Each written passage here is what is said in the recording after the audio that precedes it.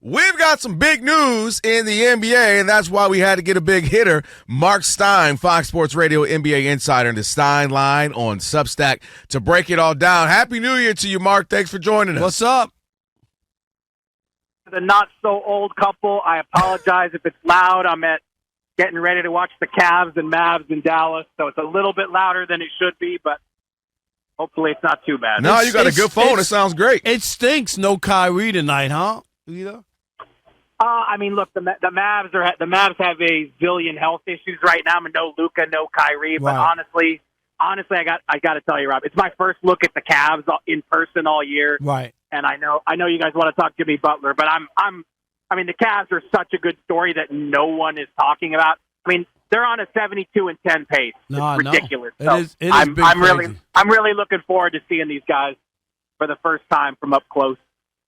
All right, let's go with the Jimmy Butler. I'm not surprised that his comments yesterday to the media didn't sit well with Pat Riley and the organization because he sounds like he wants his joy back. So basically said that he didn't really want to be there.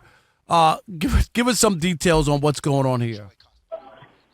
Well, I would actually say that this is playing out probably unlike it would anywhere else. I mean, it started the day after Christmas when Pat Riley came out with a very forceful statement and said, "We are not trading Jimmy Butler."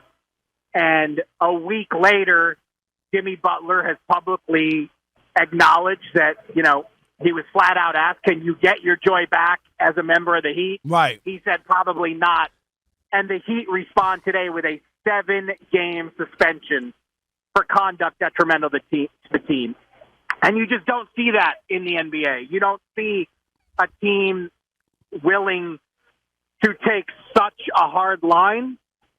And it just kind of illustrates that, the Heat operate the way they operate, and they're never going to change. But, this thing, I would say, still has a lot of twists and turns to go because although the Heat now are saying, as part of their statement tonight, they said, we will now field trade offers for Jimmy Butler. But the reality is there's a strong case to be made that waiting until the summer is the right move. So I don't know that we're going to see a Jimmy Butler trade between now and the trade deadline on February 6th. It's far likelier that it's going to stretch into the offseason. See, I'm with you. Jimmy Butler basically is trying to strong-arm the Miami Heat to give him $100 million or whatever he wants. And they refuse to be a part of that. I wouldn't make a move now, Kelvin. I wouldn't. Yeah, I mean that's Pat Riley's MO is to I don't care if you're LeBron, D Wade, whatever you want, or now Jimmy Butler. But let me ask you this, Mark. I'm not asking you to be the president of the Players Association, but do you think there's anything where they can say, hey, 7 games for what? Show us what Jimmy did that warranted this suspension. Yeah, I think they will at least look at it and run that ground ball out to see if there is any appeal that can be filed. Because, again, you don't often see a team suspend a player for 7 games. But, look, this just happened, and, what kind of options the union has, I think they're still trying to ascertain, is there any mechanism for them to try to push back on this? But like I said, one way or the other, I don't think we were going to see Jimmy on the court for the Heat after what happened these last few games and last night's press conference. So, like I said, this is a saga with lots more twists and turns. And yes, the trade deadline is February 6th. But again, I mean, the Heat, the Heat they want maximum flexibility. So they're not just going to, there was all the talk about Phoenix. Phoenix would love Jimmy Butler, and they would. The Suns would. But the only way the Suns could do it is by offering Bradley Beal. And the Heat don't want Bradley Beal's contract. Bradley Beal has $110 million left on that deal after this season. So I think Miami will continue to be judicious and patient and try the best they can to trade Jimmy Butler on their terms if they can pull that off. Marc Stein, our guest, Fox Sports Radio NBA insider, the Stein Line, and, of course, the Stein Line on Substack. Joining us now, the odd couple, Parker Kelvin Washington. Hey, I love Charles Barkley going after J.J. Redick. I did. Because J.J. Redick was the one who threw it out there that they're the reasons that people aren't watching the NBA because they criticized the product. How surprised were you there, Charles? And, of course, Ernie, was trying to do the highlights. Hey, yes, move on to the highlights. During it, but it made for some good TV. Well, look, I mean, that show is in a class by itself. It's been in a class by itself for decades. But remember, I already told you this last week. I know you don't want to believe me, Rob Parker, but I promise you, we are just the ratings, like the whole ratings discussion. I promise you, TV ratings have never meant less. I know you don't want to believe me, but I'm telling you. You know what? This is my problem. Okay, because Mark, here's my problem. You're saying that with the NBA, okay?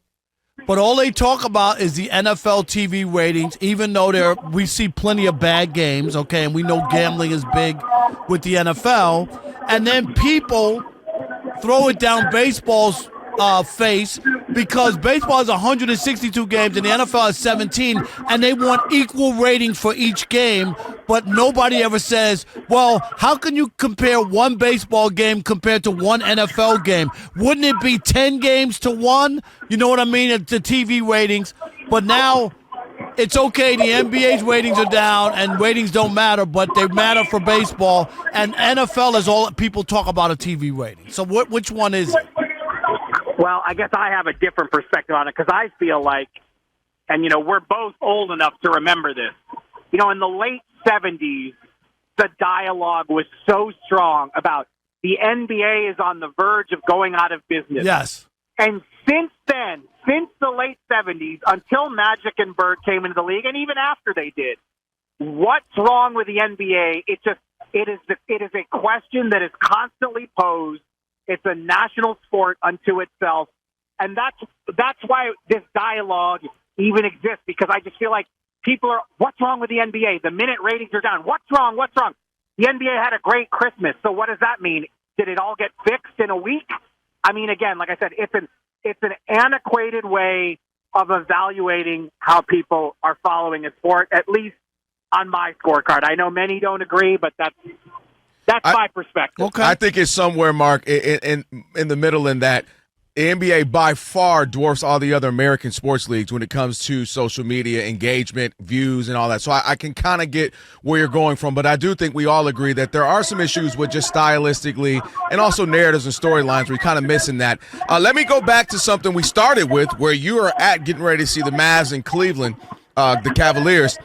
You mentioned something. You said the Cavaliers, nobody really talks about them, and that's a great point. What do you think it is that will need to happen? I mean, they got some good stars, Donovan Mitchell, Garland. Why aren't we talking about them? They need to just. A couple years ago, they didn't talk about the Denver Chicken Nuggets all year until they won the championship. That's what I was going to say. Is it simply Mark, they need postseason winning?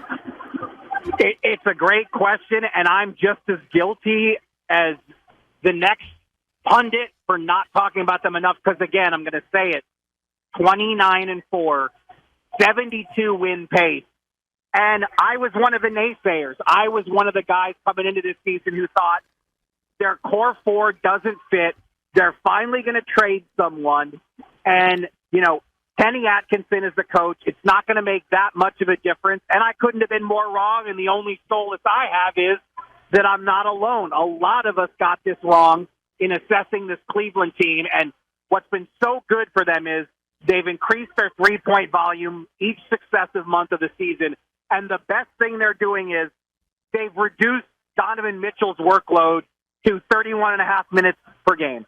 It's the least Donovan Mitchell's ever played, and he's going to be so much fresher in the postseason, in such a better position to do damage in the postseason. And you got to give Kenny Atkinson a lot of credit. There's been some great coaching jobs in the NBA this year, like Jamal Mosley, with all the injuries Orlando has faced. Ty Lue with where he has the Clippers. I think Ty Lue is one of the best coaches. Yeah, without we having talked about Kawhi that. Leonard on the floor for 1 second. But I'm telling you, Kenny Atkinson clinched Coach of the Year in the NBA with that 15-0 start. Like, He is going to win Coach of the Year. And this Cavs team, like I said, I can't say enough about how good they've been, honestly. He is Marc Stein. Hey, go enjoy the game. Happy New Year to you. We That's appreciate right. you Thank you, taking some Mark. time. All right, guys. We'll catch up soon. Be good.